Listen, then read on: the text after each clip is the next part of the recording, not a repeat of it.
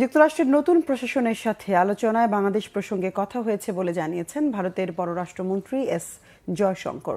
বৈঠক করেছেন নয়া মার্কিন পররাষ্ট্রমন্ত্রী মার্কো রুবিওর সাথেও।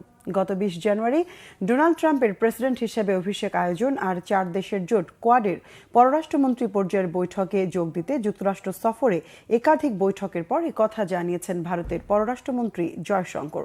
ওয়াশিংটন ডিসিতে জয়শঙ্করের সংবাদ সম্মেলনে প্রশ্নোত্তর পর্বে বাংলাদেশ প্রসঙ্গ উঠে আসে।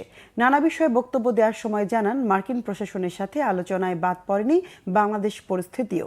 সংবাদ সম্মেলনের ভিডিও নিজের ভেরিফাইড সামাজিক মাধ্যমে পোস্ট করেছেন তিনি, যা ভারতের পররাষ্ট্র দপ্তরের মুখপাত্র রণধীর জয়সওয়ালও পোস্ট করেছেন। জয়শঙ্কর বাংলাদেশ প্রসঙ্গ টানলেও ট্রাম্প প্রশাসনের সাথে আলোচনায় কী কথা হয়েছে তা বিস্তারিত জানাননি।